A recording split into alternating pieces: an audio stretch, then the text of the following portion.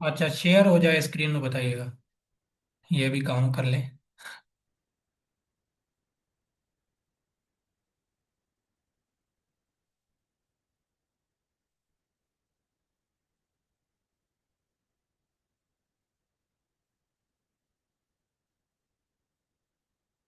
चलो, ओके हो गया।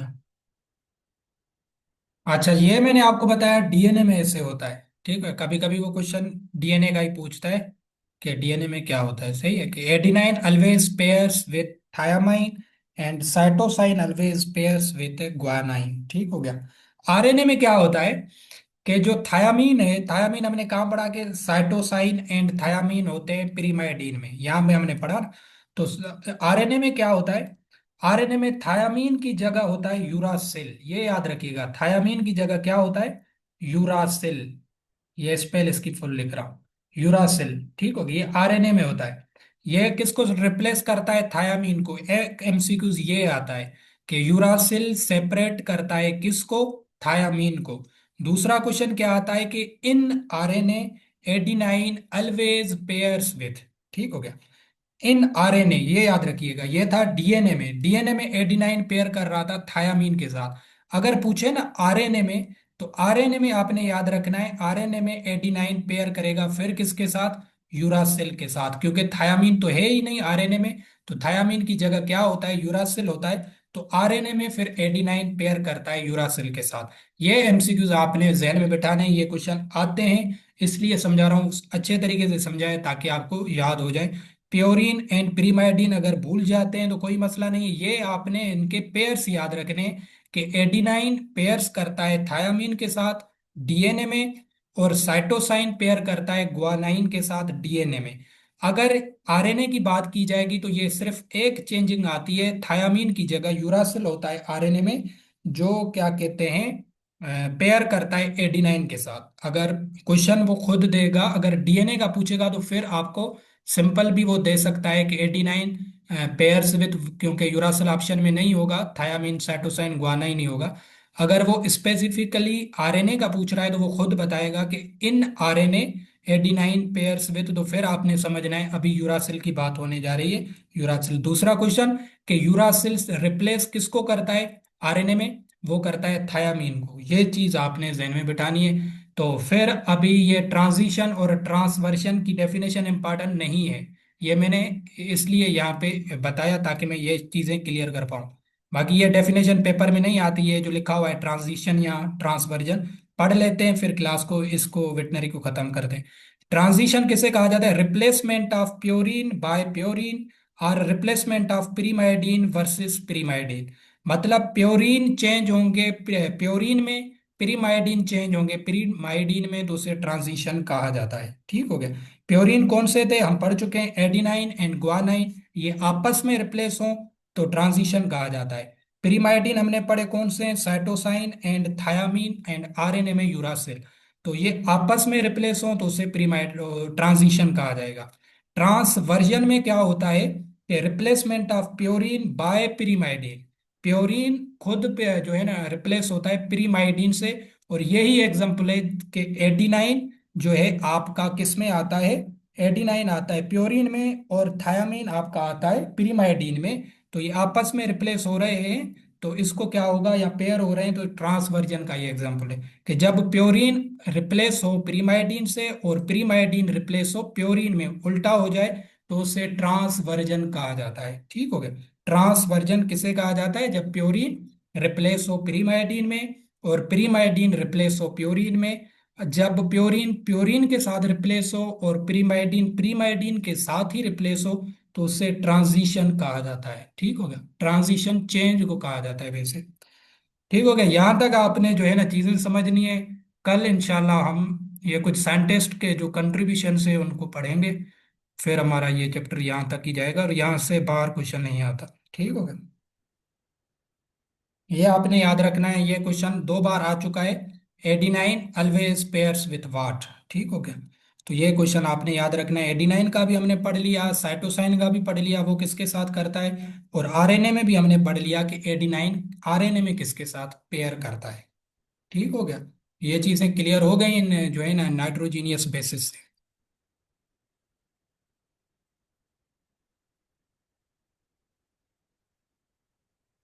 उसके बाद हम चलते हैं। आज हमने पढ़नी है जीके।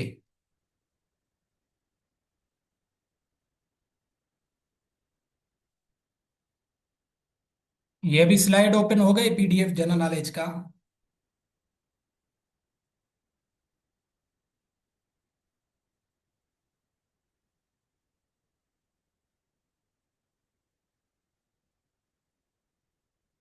अच्छा, जीके में हमारा पहला कंसेप्ट है द नोबेल प्राइजेस। अब ये क्या होती है?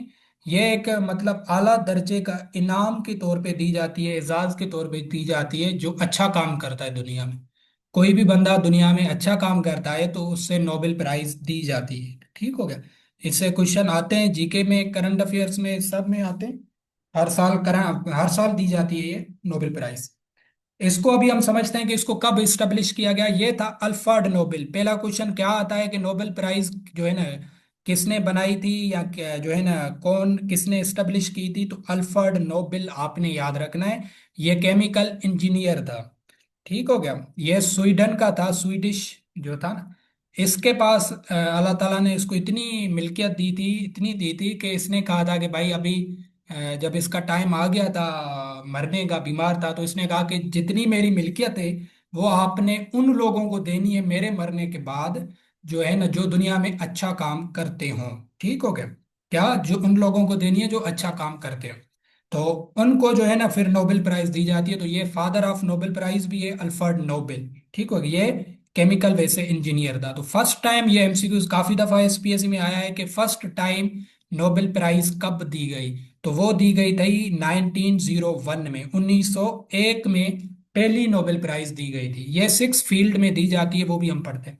ठीक हो गया। उसके बाद जो है ना, ये कब दी जाती है? ये क्वेश्चन भी आता है कि एनुअली हर साल किस जो है ना डेट को ये दी जाती है? 10 दिसंबर को ये दी जाती है, 10 दिसंबर को। ये भी आपने याद रखना है। 10 दिसंबर को हर साल ये नोबेल प्राइज दी जाती है। पहले दी जाती है, पहली दी गई थी 1901 में। ठीक हो गया। तो ये आपने याद रखना। दूसरा, इसमें जो एक कैटेगरी है पीस की, पीस में भी दी जाती है, फिजिक्स में दी जाती है, मेडिसिन में दी जाती है, लिटरेचर में दी जाती है, केमिस्ट्री में दी जाती है, इकोनॉमिक्स में दी जाती है। तो ये इसकी एक कैटेगरीज, जिसमें जो है ना, उस कैटेगरी में जो बंदे काम करते हैं, अच्छा काम करते हैं, उनको दी जाती है। तो पीस आपने याद रखना है। दूसरा, तीसरा एमसीक्यूज के नोबेल पीस जो प्राइस है, ये कंट्री देता है नॉर्वे। कौन देता है? नॉर्वे देता है, जिसका कैपिटल है ओस्लो। बाकी जो अदर देन पीस प्राइजेज है, जैसे केमिस्ट्री हो गई, फिजिक्स हो गई, लिटरेचर हो गया, मेडिसिन हो गई, इन फील्ड, इकोनॉमिक्स हो गई, ये सारी फील्ड्स की जो नोबेल प्राइज है वो स्वीडन देता है। ये दोनों यूरोप के कंट्रीज है। नॉर्दर्न यूरोप में ये कंट्रीज लोकेटेड है, और बहुत ही डेवलप्ड कंट्रीज है। नॉर्वे, स्वीडन, फिनलैंड, ये सारे कंट्रीज यूरोप के। ठीक हो गया। तो स्वीडन देता है सारी जो है ना कैटेगरीज में, फील्ड्स में स्वीडन देता है। एक कैटेगरी है, ये वेरी वेरी इंपॉर्टेंट एमसीक्यूज है कि कौन सा कंट्री जो पीस में देता है, वो है नॉर्वे। नॉर्वे का कैपिटल है ओस्लो। ठीक हो गया। तो ये जो है ना पीस में देता है, बाकी सारी कैटेगरीज में स्वीडन देता है। सही हो गया। तो फर्स्ट टाइम दी गई 1901 को। किसने एस्टेब्लिश की? अल्फ्रेड नोबेल ने। उसने एस्टेब्लिश की थी, पहले टाइम 1901 में दी गई। हर साल 10 दिसंबर को दी जाती है। अक्टूबर सितंबर के मंथ में ये नॉमिनेशन हो जाती है कि भाई किसको देनी है। बाकी देते वो 10 दिसंबर को फिक्स डेट पे है। नाम वो पहले अनाउंस कर देते हैं, सितंबर के मंथ में अनाउंस हो जाते हैं, या अक्टूबर में वो अनाउंस हो जाते हैं कि भाई इन इन कैटेगरीज में किसको देनी है। 25 में किसे दी गई है वो हम करंट अफेयर्स में इंशाल्लाह परसों पढ़ेंगे। जो है ना मेशोडा को दिया गया है, वो फीमेल है। 25 की पीस प्राइज। ठीक हो गया। तो ये आपने नोबेल प्राइज की जनरल बेसिक चीजें समझनी है जो मैंने अभी आपको बताई। उसके बाद ये आपने नाम याद रखने के, जो है ना, कुछ इंपॉर्टेंट ल्यूरेट्स हैं नोबेल प्राइज के, जिनको नोबेल प्राइज मिल चुका है। वेरी वेरी इंपॉर्टेंट क्वेश्चन है ये वाला। Anwar Sadat, he was the first मुस्लिम जो है ना जिसको नोबेल प्राइज मिली थी। अनवर सादत, ये बहुत दफा एसपीएससी में एमसीक्यूज आ चुका है। साल अगर आपसे याद नहीं होता तो छोड़ दे। ये आपको याद होना चाहिए कि ये फर्स्ट मुस्लिम था। ये इजिप्ट का था, प्रेसिडेंट, प्राइम मिनिस्टर था शायद। इसने इसराइल के साथ डील की थी, इसराइल के साथ उस टाइम में क्योंकि इसराइल ने इजिप्ट पे कब्जा किया था। 1978 की बात है या इससे पहले। फिर इसने अमेरिका बीच में आया, उसने इनका जो है ना पेचअप करवा दिया। फिर इसको नॉमिनेट किया गया कि भाई ये अमन का सफीर है। तो अनवर सादत को नोबेल प्राइज मिली थी 1978 में, और ये जो था फर्स्ट मुस्लिम था। मुस्लिम में से पहला था अनवर सादत जिसको नोबेल प्राइज मिली। और ये वेरी वेरी इंपॉर्टेंट एमसीक्यूज है। ठीक हो गया। ये आपने याद रखना है। दूसरा, यह था फर्स्ट मुस्लिम। फर्स्ट वुमेन अगर पूछा जाए, फर्स्ट फीमेल वुमेन का पूछा जाए कि वो कौन सी थी, मुस्लिम। ये याद रखें, ये मुस्लिम में से, मेन में से फर्स्ट मुस्लिम था। अगर वुमेन में से पूछा जाए कि फर्स्ट मुस्लिम वुमेन कौन सी थी जिससे नोबेल प्राइज मिला था, तो वो थी शीरीन इबादी। शीरीन इबादी ये तेहरान से बिलोंग करती हैं, ईरान से। इनको 2003 में नोबेल प्राइज मिला था। और ये जो थी, ये फर्स्ट वुमेन थी मुस्लिम। ठीक हो गया। फर्स्ट मुस्लिम मैन जो थे अनवर सादत, और फर्स्ट वुमेन मुस्लिम शीरीन को दिया था 2003 में नोबेल प्राइज। ये दो नाम आपने याद रखने हैं। ठीक हो गया। नोबेल प्राइज बाकी काफियों को मिला है, जैसे नेल्सन मंडेला को भी मिला है, यासिर अरफात को भी मिला है। जो इंपॉर्टेंट है वो बता रहा हूँ। दूसरा, अभी रिसेंटली ये भी क्वेश्चन एसपीएससी निकाल चुका है कि मोहम्मद यूनिस को नोबेल का साल पूछा था। अभी ये अभी भी जिंदा है मोहम्मद यूनिस साहब। ये बांग्लादेश में जो अभी हुकूमत चल रही है वो देख रहा है मोहम्मद यूनिस साहब। ठीक हो गया। इसको 2006 में नोबेल प्राइज मिली थी। ये रिसेंटली अभी 2024 में एसपीएससी ने एमसीक्यूज निकाला था कि मोहम्मद यूनिस को किस साल में नोबेल प्राइज मिली थी। तो 2006 में। ये इसलिए बता रहा हूँ क्योंकि अभी रिसेंटली ये सवाल निकला हुआ है। ठीक हो गया। उसके बाद आपने याद रखना है पाकिस्तान के बता रहा हूं, मलाला यूसुफजई को नोबेल प्राइज मिला है 2014 में। ठीक हो गया। कब मिला था? 2014 में इनको मिला था Nobel peace prize, Malala Yousafzai को। तो ये पाकिस्तान को इस टाइम तक दो नोबेल प्राइज मिल चुके हैं। कितने? दो जो है ना, नोबेल प्राइज मिल चुके हैं। उसके बाद पहला कौन सा था? डॉक्टर अब्दुल सलाम। उनको मिला था नोबेल प्राइज पाकिस्तान में से 1979 को। पाकिस्तान के दो नोबेल ल्यूरेट्स हैं, एक है डॉक्टर अब्दुल सलाम जिनको फिजिक्स में मिला था 1979। दूसरी थी मलाला यूसुफजई, उनको पीस में मिला था 2014 में। ये दोनों कैटेगरीज भी आपको पता हो कम से कम पाकिस्तान की। बाकियों की याद ना रखे, मसला नहीं है। पाकिस्तान में टू कैटेगरीज में मिल चुका है। एक मिला था 1979 को, डॉक्टर अब्दुल सलाम को, वो फिजिक्स के साइंटिस्ट थे, तो उनको मिला था। और दूसरा मलाला यूसुफजई, उन्हों को पीस में मिला था। आपको पता है वो तालिबान वगैरह से फीमेल एजुकेशन के हवाले से उन्होंने रेजिस्टेंट किया था, तो उसको नॉमिनेट किया गया था 2014 में मलाला यूसुफजई को। तो पाकिस्तान के अगर पूछे जाएंगे कितने लोगों को नोबेल प्राइज मिला है, तो दो लोगों को मिला है। ठीक हो, ये आपने याद रखना है। और फर्स्ट मुस्लिम में से अनवर सादत, और फर्स्ट फीमेल मुस्लिम में से शीरीन को मिला है, वो ईरान से बिलोंग करती हैं। और मोहम्मद यूनिस को 2006 में मिला था, ये बांग्लादेश से हैं। ठीक हो गया। तो ये आपने याद रखना है।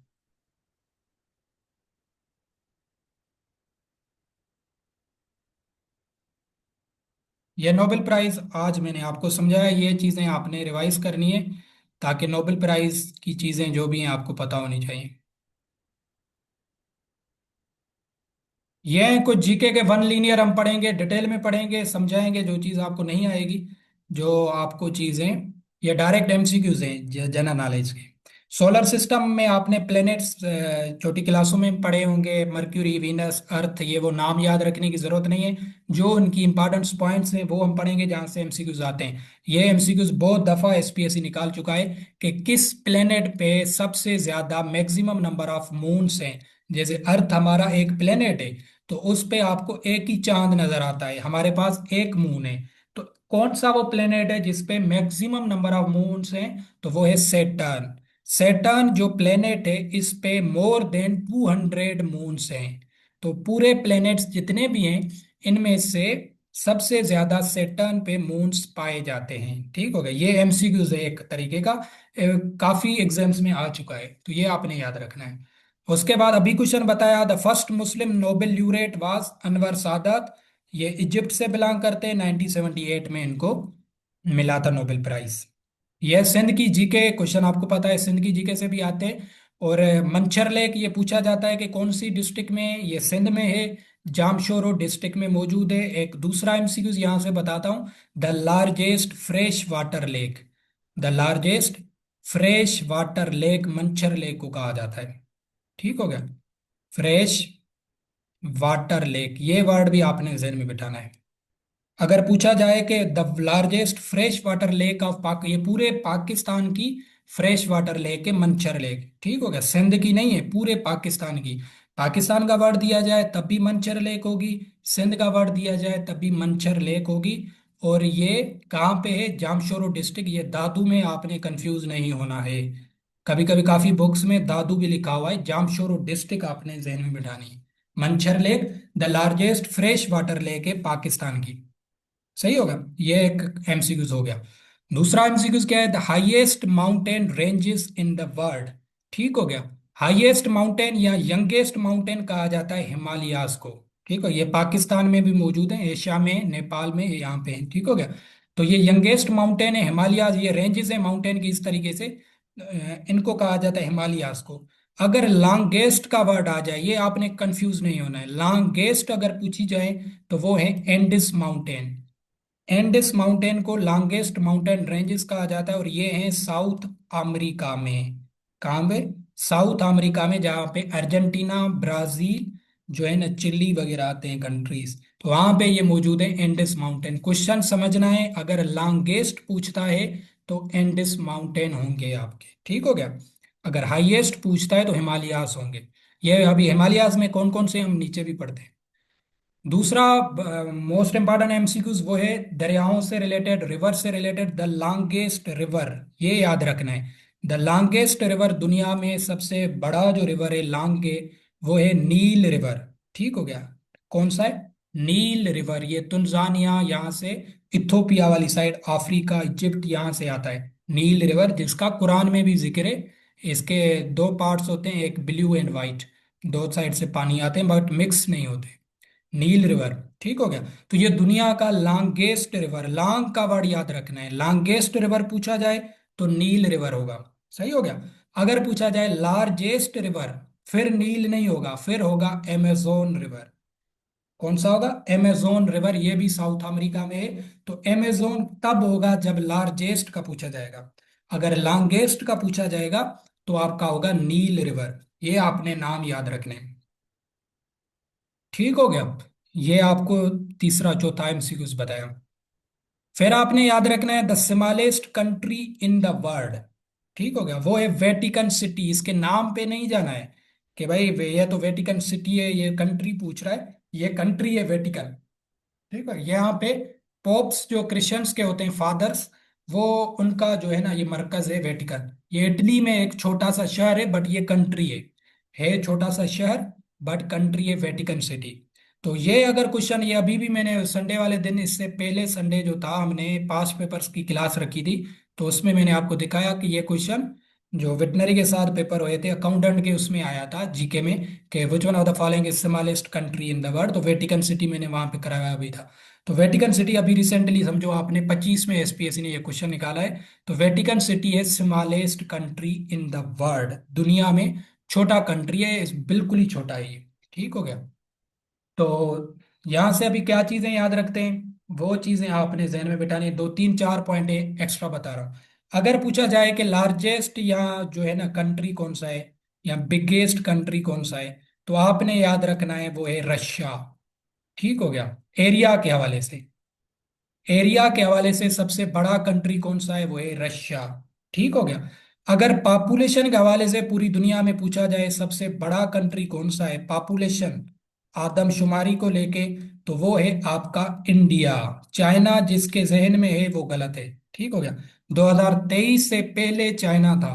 तो जो भी बुक्स आपको पुराने मिलेंगे जीके के, उसमें आपको चाइना मिलेगा। ठीक हो गया, तो चाइना 2023 के बाद इंडिया ने चाइना को क्रॉस किया है। अभी I think so 1.46 billion India की पॉपुलेशन है और उसकी 1.4 है, इस तरीके से थोड़ा सा फर्क है। बट इंडिया जो है ना, इससे ज्यादा है पॉपुलेशन में दुनिया में, ये याद रखिएगा।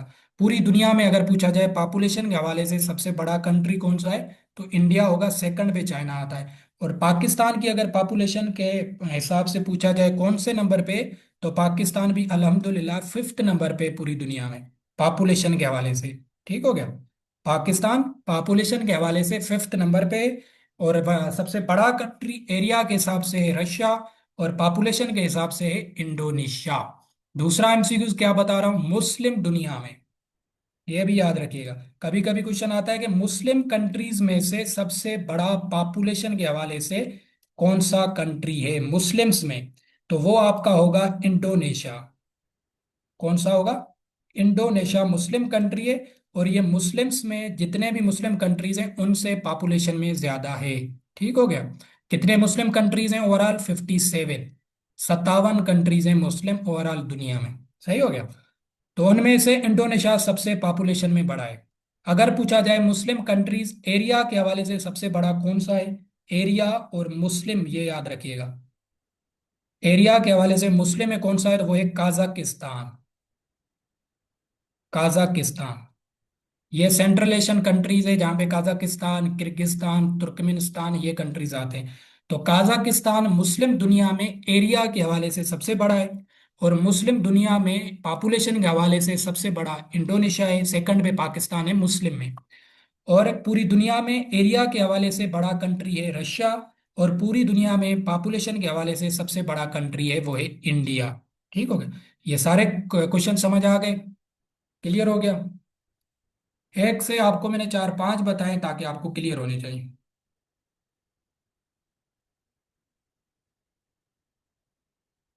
क्लियर है? काइंडली बताएं। ओके। Very good. ये एक्स्ट्रा पॉइंट्स हैं बता रहा हूं ताकि आपको जो ना क्वेश्चन को मोल्ड करके याद है ना। अभी ये वेटिकन सिटी आया है तो ये मुस्लिम के भी बता दिए, ओवरऑल भी बता दिए, ताकि आपको कोई भी क्वेश्चन आए तो क्लियर होना चाहिए।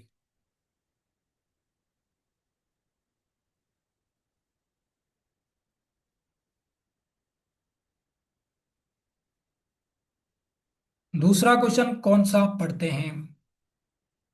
द लार्जेस्ट आइलैंड, आइलैंड बोलते हैं जजीरे को। तो दुनिया में सबसे बड़ा जजीरा कौन सा है, वो है ग्रीनलैंड।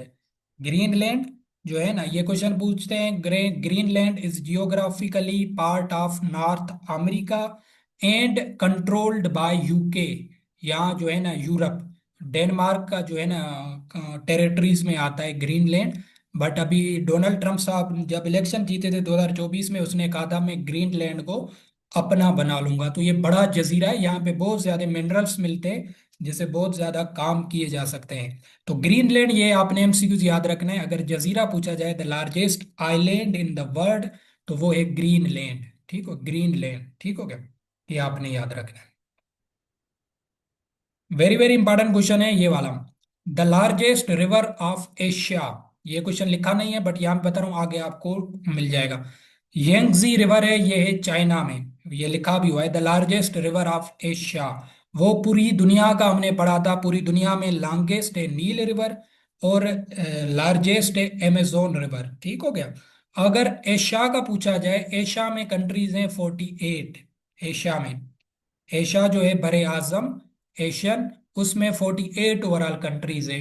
थोड़े नाम बताता हूँ ताकि आपको आइडिया हो जाए। ये सारे cars countries, Kazakhstan, Kyrgyzstan, middle eastern, और जैसे Saudi, Iran, Yemen, Pakistan, India, China, Japan, ये सारे क्या है, इंडोनेशिया, फिलीपींस, ये सारे एशिया में आते हैं। ठीक हो गया। तो ओवरऑल 48 कंट्रीज हैं एशिया में। तो एशिया में सबसे बड़ा कंट्री जो है, वो रिवर जो है वो आपने याद रखना है, बहुत दफा एसपीएससी ये भी जीके में पूछ चुका है। वो है यंगजी रिवर। यंगजी रिवर है, ये चाइना में है। कहाँ पे? चाइना ने बनाया हुआ है ये। एशिया में जितने भी कंट्रीज हैं उनमें सबसे बड़ा है। ठीक हो गया। ये एमसीक्यूज भी हो गया। दूसरा एमसीक्यूज आपने याद रखना है, the largest lake in the world. Very very important है क्योंकि इसके नाम में मसला है। तो आपको लगेगा यार ये नाम कैसे है, आपको अभी समझाते हैं। Largest lake in the world, जो झील है दुनिया में सबसे बड़ी, वो है कैस्पियन सी। ठीक हो गया। कैस्पियन सी। अभी आप कहेंगे, अभी ये तो देखो ना कंफ्यूजिंग सवाल है आपका, इसको तो ऑप्शन को करेंगे ही नहीं क्योंकि इसके साथ सी लगा हुआ है। आप कहेंगे कि ये समंदर है, तो ये समंदर नहीं है भाई, ये लेक है, एक्चुअली लेक है। इसका मसला क्या था कि इसका पानी था साल्टी, खराब पानी था। तो पहले जमाने में जो बड़े लोग थे वो तो ऐसे आपको पता है किसी पे नाम रख देते थे, तो वो फिर आखिर तक वो नाम चलता था, क्योंकि भाई बड़ों ने रखा है। तो जो पहले जमाने में लोग थे उसने कहा था कि भाई इसका पानी है साल्टी, तो सी इसका पानी होता है साल्टी, तो इसको सी मानते हैं, कैस्पियन सी को। बट एक्चुअली ये लेक है। क्या है ये? लेक है। तो अगर क्वेश्चन आ जाए कि the largest lake in the world, तो आपने इस ऑप्शन वाले को करना है, कैस्पियन सी को। और पूछा जाता है लार्जेस्ट साल्टी वाटर लेक, ये भी एमसीक्यू आता है, फिर भी कैस्पियन सी होगा। सही हो गया। तो साल्टी वाटर पूछे या लार्जेस्ट लेक पूछे तो ये कैस्पियन सी हो, ये एक्चुअली लेक है। ये नीचे लिखा भी हुआ है इसके MCQ, Caspian Sea is the largest salt water lake. Sea नहीं है, ये लेक है, झील है। ठीक हो गया, ये क्लियर। दूसरा एमसीक्यू क्या है? The largest fresh water lake in the world. जैसे पाकिस्तान की फ्रेश वाटर लेक थी मंचर लेक, जो जामशोरो में है। पूरी दुनिया की फ्रेश वाटर लेक कहाँ पे है? ये है लेक सुपीरियर। उसका नाम क्या है? Lake superior. ये पूरी दुनिया की सबसे बड़ी फ्रेश वाटर लेक है। ठीक हो गया। ये यूएसए और कनाडा के बीच में जो बॉर्डर है, वहां पे ये पाई जाती है लेक सुपीरियर। ठीक हो गया। तो इसका पानी वेरी वेरी फ्रेश है, तो इसको कहा जाता है पूरी दुनिया की फ्रेश वाटर लेक। तो क्वेश्चन क्या हमने पढ़ा? अगर पूछा जाए लार्जेस्ट लेक तो होगी कैस्पियन सी। अगर पूछा जाए largest fresh water lake in the world, lake superior. और ये भी एमसीक्यूज मैंने एसपीएस में देखा है, इसकी लोकेशन इसलिए मैंने बताई, ये पूछा गया है कि lake superior is between, option में यूएसए मैक्सिको इस तरीके से, तो याद रखना यूएसए और कनाडा के बीच में ये आती है, क्योंकि ये आपस में साथ ही कंट्रीज हैं, यूएसए के ऊपर ये कनाडा, नॉर्थ अमेरिका में आते हैं। ये हम पढ़ चुके हैं, Vatican city smallest country area के हवाले से। ये हमने बता दिया आपको, रशिया। ठीक हो गया। अभी ये देखो, ये 2022 के नोट्स हैं, तो इसमें आप देखें China is the most populous country in the world. ठीक हो गया। ये अगर मैं आपको ऐसे नोट्स प्रोवाइड कर देता तो देखो, अगर ये क्वेश्चन आ जाता तो आप गलती कर सकते थे। तो अभी आपने क्या समझ लिया कि India is the most populous country in the world, China second number पे। Kazakhstan largest country, landlock country in the world, ये अभी आगे जाके बताऊंगा। मुस्लिम कंट्री एरिया में काजाकिस्तान है, पॉपुलेशन में मुस्लिम कंट्रीज इंडोनेशिया है, ये ऊपर आपको बता दिया। Smallest Muslim country by area and population, largest तो हमने मुस्लिम के पढ़ लिए। स्मॉलेस्ट अगर मुस्लिम्स में पूछे जाएं तो वो है मालदीव्स। मालदीव्स साउथ एशिया में आता है, पाकिस्तान के नीचे ये मालदीव्स। ठीक है, श्रीलंका के साथ है ये कंट्री। मालदीव्स जो है ना, ये छोटा सा कंट्री है, जजीरे में ही आता है, तो ये स्मॉलेस्ट मुस्लिम कंट्री माना जाता है। Largest Muslim country Kazakhstan area पे, लार्जेस्ट मुस्लिम कंट्री पॉपुलेशन में इंडोनेशिया, स्मॉलेस्ट कंट्री एरिया और पॉपुलेशन दोनों में मालदीव्स है, ये मुस्लिम कंट्री है। ठीक हो गया। तो ये आपने जहन में बिठाना है। उसके बाद जो चीज है, सिंध को सेपरेट कब किया गया बंबई से, ये हम कल इंशाल्लाह पाकिस्तान अफेयर्स पढ़ेंगे, उसमें आपको क्लियर होगा, बट यहाँ पे एमसीक्यूज मेंशन्ड है। हम पढ़ते हैं, सिंध को सेपरेट किया गया बंबई से 1936 में। पुरानी books who is who what is what आप जब खोलेंगे आपको मिलेगा 1935। जो 35 जिसके जहन में भी है वो रॉन्ग आंसर है। ठीक हो गया। क्या याद रखना है? 1936 को सिंध को बंबई से सेपरेट, पहले क्या था, सिंध बंबई प्रेसिडेंसी में आता था। अंग्रेजों ने जब सिंध में टालपुर्स को शिकस्त देके, सिंध में अंग्रेज आए थे 1843 की बात है, तो फिर उन्होंने सिंध को मर्ज कर दिया था बंबई के साथ, जो अभी इंडिया में है। ठीक हो गया। तो सिंध उसका हिस्सा था। फिर ये कायदे आजम या मुस्लिम लीग जो बनी, हम कल इंशाल्लाह हिस्ट्री पढ़ेंगे पाकिस्तान की, तो उसमें जो है ना फिर इनके मुतालबा थे कि सिंध को सेपरेट किया जाए, सिंध एक अलग स्टेट की तरह है, ना कि बंबई प्रेसिडेंसी का हिस्सा। तो फिर जाके ये 1936 में अंग्रेजों ने 1935 में बिल दिया था, उस बिल के मुताबिक ऑफिशियली 1936 को डिक्लेयर किया गया, सिंध को सेपरेट किया गया बंबई के साथ। ठीक हो गया। तो ये एमसीक्यू याद रखना, यहाँ पे लिखा हुआ है, बता दिया है, इसलिए ये क्वेश्चन आता है, काफी दफा आता है कि सिंध को बंबई से कब सेपरेट किया गया? 1936 में। सही हो गया। तो ये हमने एक पेज यहाँ तक आपको बताया जीके के हवाले से। नेक्स्ट है क्वेश्चन इसमें वन लीनियर, ताकि आपको क्लियर हो जाए इंशाल्लाह। ये हमारे 180 127 पेजेस हैं, ये जीके आपकी स्ट्रांग हो जाएगी इसमें।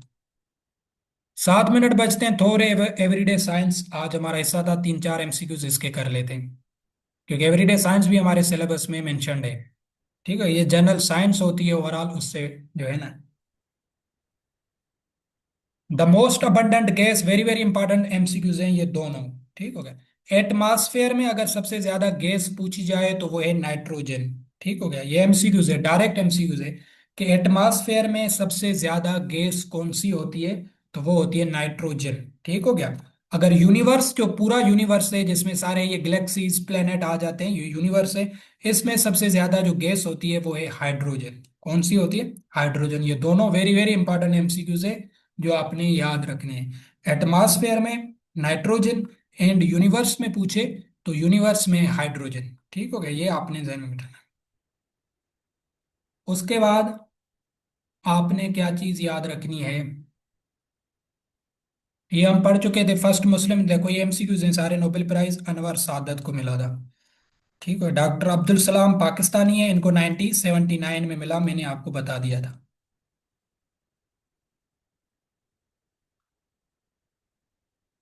अच्छा, ये आपने जहन में बिठाने, एटमॉस्फेयर में लेयर्स होते हैं। In which layer of atmosphere do commercially aircrafts usually fly? बहुत दफा एसपीएससी ये क्वेश्चन निकाल चुका है, स्ट्रेटोस्फेयर।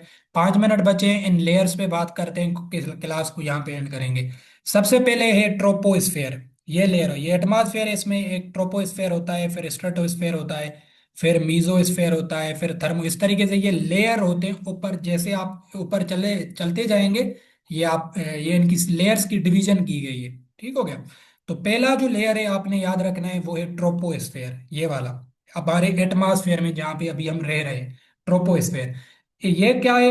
ये होता है 12 से 15 किलोमीटर, 12 से 15 किलोमीटर तक ऊपर ये ट्रोपोस्फेयर है। ठीक हो गया।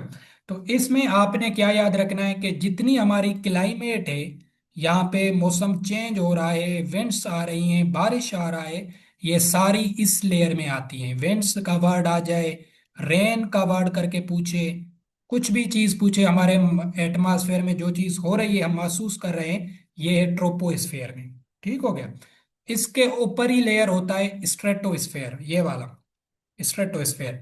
यहां से क्या होता है, एक तो यहाँ पे जो जहाज वगैरह हैं, एरोप्लेन्स हैं, वो इस लेयर में जो है ना मूवमेंट करते हैं, स्ट्रेटोस्फेयर लेयर में, इससे ज्यादा ऊपर नहीं जाते इस लेयर में। तो क्वेश्चन यही आता है इससे कि जो कमर्शियली एयरक्राफ्ट्स हैं, ये कौन से लेयर में जो है ना मूव करते हैं, तो ये स्ट्रेटोस्फेयर में करते हैं, ये ट्रोपोस्फेयर के ऊपर होता है। दूसरी एमसीक्यूज यहाँ से क्या आता है वो बता देता हूँ। दूसरा एमसीक्यूज आता है कि इसमें एक लेयर होता है जिससे सॉरी उसे कहा जाता है ओजोन लेयर। ओजोन लेयर, ये लेयर मौजूद होता है किसमें? स्ट्रेटोस्फेयर में। किसमें होता है? इस लेयर में होता है, स्ट्रेटोस्फेयर में ओजोन लेयर होता है। ठीक हो गया, ये आपने याद रखना है। अभी ये क्या करता है, ये जो यूवी लाइट्स आती है ना सूरज से, अल्ट्रावायलेट रेडिएशंस, ये उसको कवर करता है, आपको, एटमॉस्फेयर को, इंसानों को। अगर ये लेयर ना होता तो आप में सबसे ज्यादा स्किन कैंसर के केसेस पाए जाते। ये लेयर बहुत ही फेवरेबल है जो स्ट्रेटोस्फेयर में मौजूद होता है। ये क्या करता है, सूरज से जो यूवी लाइट्स आती हैं, ये इस पे पड़ती हैं, ये इनको फिल्टर आउट करता है। फिर क्योंकि ये ट्रोपोस्फेयर के ऊपर है, फिर ट्रोपोस्फेयर हमारे पास है, तो फिर उसके पास फिल्टर्ड रेडिएशन भेजता है स्ट्रेटोस्फेयर। ठीक हो गया, ये ओजोन लेयर। क्वेश्चन क्या आता है कि ओजोन लेयर कौन से लेयर में है? स्ट्रेटोस्फेयर में, ये आपने याद रखना है। और कभी कभी पूछता है कि ओजोन लेयर किससे प्रिवेंट करता है, कौन से रेडिएशन से? तो वो यूवी लाइट से, अल्ट्रावायलेट रेडिएशन, जो कैंसर काज कर। अभी की रिपोर्ट के मुताबिक इतनी हमने क्लाइमेट चेंज कर दी है, क्योंकि पोल्यूशन ज़्यादा हो गया है, फैक्ट्रीज ज़्यादा लग चुकी हैं। तो साइंटिस्ट के मुताबिक 2049 तक ये लेयर ख़त्म हो जाएगा, डैमेज हो जाएगा ओजोन लेयर, और पूरी दुनिया में स्किन कैंसर के केसेस बढ़ जाएंगे। ठीक हो गया। तो ये लेयर अभी आहिस्ता आहिस्ता ख़त्म हो रहा है, क्योंकि गर्मी ज़्यादा हो रही है। तो ये था स्ट्रेटोस्फेयर। तीसरा लेयर होता है मीजोस्फेयर। ये आपने, इससे एक एमसीक्यूज आता है सिंपल सा, कि कोल्डेस्ट लेयर कौन सा है? ये बिल्कुल ठंडा लेयर होता है, कोल्डेस्ट लेयर। अभी जैसे अभी आप ऊपर चलते जाएंगे तो जो है ना वो होता जाएगा टेम्परेचर डाउन। मीजोस्फेयर में क्या होता है, टेम्परेचर बिल्कुल डाउन होता है, इसको कोल्डेस्ट लेयर कहा जाता है। तो ये एमसीक्यूज आ जाएगा, एटमॉस्फेयर में कोल्डेस्ट लेयर कौन सा है, तो वो है मीजोस्फेयर। ठीक हो गया। थर्मोस्फेयर, थर्मोस्फेयर में आपने जो जो सैटेलाइट्स वगैरह ऊपर भेजते हैं नासा वाले या ये वो, आयोनाइजेशन रेडिएशन बनते हैं, तो सैटेलाइट अगर पूछा जाए कि कहाँ पे जाती हैं, तो सैटेलाइट वगैरह आपकी जाती हैं थर्मोस्फेयर में, ठीक है। इसके ऊपर अब फिर स्पेस शुरू हो जाती है, क्या होती है, स्पेस शुरू हो जाती है। तो ये लेयर्स होते हैं जो आपके जो है ना एटमॉस्फेयर में मौजूद है। ट्रोपोस्फेयर, ये सीक्वेंस याद रखें, ट्रोपोस्फेयर जिसमें जो है ना विंड्स वगैरह, रेन वगैरह, ये जो है ना क्लाइमेट चेंज, ये पूरा चीज़ें जो हो रही हैं हम महसूस कर रहे हैं, ये ट्रोपोस्फेयर में। उसके बाद है स्ट्रेटोस्फेयर, उसमें एक तो पाया जाता है ओजोन लेयर जो यूवी लाइट से बचाता है। दूसरा, उसमें कमर्शियली एयरक्राफ्ट्स मूव करते हैं, यह भी स्ट्रेटोस्फेयर का काम है। तीसरा लेयर है मीजोस्फेयर, जिसको कोल्डेस्ट लेयर कहा जाता है। चौथा लेयर है थर्मोस्फेयर, ठीक हो गया, जहाँ पे सैटेलाइट्स वगैरह जो है ना उनकी मूवमेंट्स वगैरह होती है। थर्मोस्फेयर, इसके बाद एक्सोस्फेयर आता है, उसमें फिर जो है ना स्पेस शुरू हो जाती है, फिर ऊपर स्पेस है। तो ये लेयर्स होते हैं जो एटमॉस्फेयर में मौजूद होते हैं, इनसे एमसीक्यूज आते हैं, और नीचे हम जब पढ़ेंगे आपको नजर आएंगे एमसीक्यूज, ठीक हो गया। तो ये मैंने आपको ऑलरेडी बता दिए इनके एमसीक्यूज, बाकी इंशाल्लाह हम जो है ना कल वो पढ़ेंगे। ये अभी आपको बताया maximum number of moon Saturn पे होते हैं, मोर देन 200 है, ठीक हो गया। तो अभी लेस 1 मिनट बचा है, तो ज़्यादा हम डिस्कशन इस पे नहीं करते, इससे 4-5 एमसीक्यूज आपको बताए जो आपने ये चीज़ें पढ़नी है। तो क्लास को अभी हम करते हैं ख़त्म, 10 भी होने वाले हैं।